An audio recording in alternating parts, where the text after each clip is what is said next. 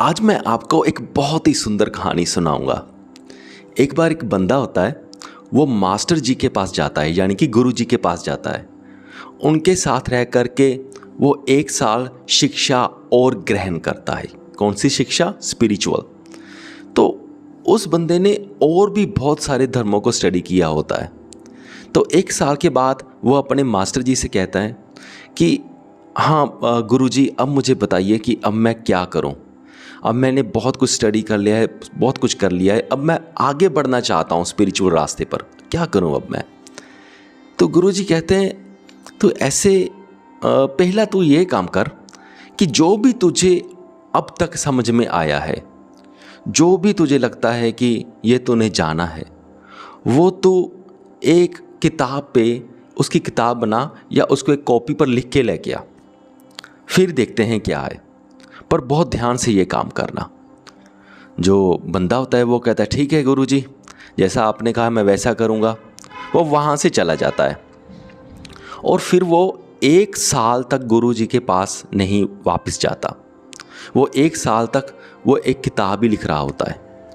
और जब वो 1 साल के बाद वापस जाता है तो 1 साल के बाद वो उसने लिखे होते हैं कोई 4000 पेजिस। वो 4000 पेजिस लिख करके वो गुरुजी के पास जाता है। तो गुरुजी को दिखाता है। वो कहता है कि मैंने ये सारा कुछ जाना है, जो भी मैंने कुछ जाना है वो मैंने सारा कुछ लिख दिया है। तो जो गुरुजी होते हैं वो उसकी किताब खोलते हैं और पढ़ने लगते हैं। वो कहते हैं हाँ, बहुत अच्छा लिखा है, सही लिखा है, पर ये इसके पेजिस बहुत ज़्यादा हैं। तुम क्या ऐसा कर सकते हो कि तुम जो भी तूने कुछ इस किताब में लिखा है उसे कंडेंस कर दो। ये तो 4000 अबाउट पेजेस हैं, इसे कुछ कम करो, कंडेंस करो ताकि पढ़ना आसान हो जाए। तो जो शिष्य होता है, यानी कि जो बंदा होता है, वो कहता है चलो कोई बात नहीं, मैं इसे कंडेंस करूँगा। गुरुजी कहते हैं अच्छे से कंडेंस करना। वो कहता है चलो ठीक है, कोई नहीं, मैं अच्छे से कंडेंस कर दूँगा। तो वो चला जाता है। तो फिर 5 सालों के बाद वो वापस गुरुजी के पास आता है। तो इस बार उसने कोई 200-300 पेजेस लिखे होते हैं। वो गुरुजी को दिखाते हैं।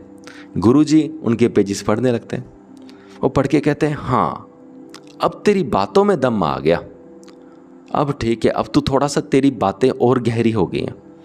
पर क्या तू एक काम कर सकता है, तू ना इसे और कंडेंस करके लेकर आ, इसे और छोटा कर। अब जो बंदा होता है उसका दिल टूट जाता है। वो कहता है गुरुजी को अभी ये भी पसंद नहीं आया।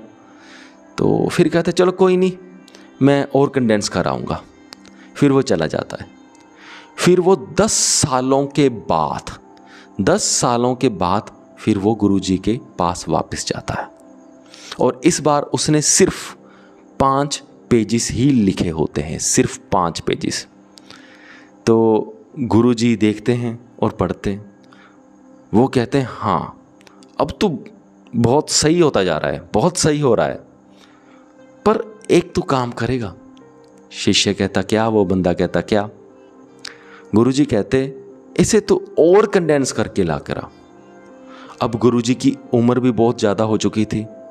वो ऐसा लग रहा था भी कभी भी गुजर सकते हैं। तो जो शिष्य का है वह बिल्कुल दिल टूट जाता है। वो कहता है कि अब मैं क्या करूं, अब मुझे समझ में नहीं आ रहा। पर फिर भी वो मान लेता है बात। वो कहता है ठीक है गुरुजी, मैं कर लाता हूं।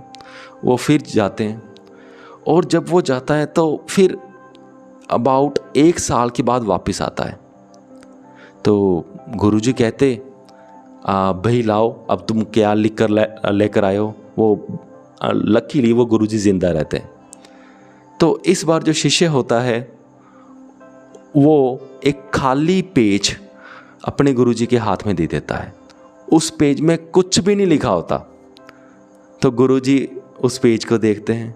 शिष्य कहता है भी मुझे तो बस मैंने यही कंडेंस किया है।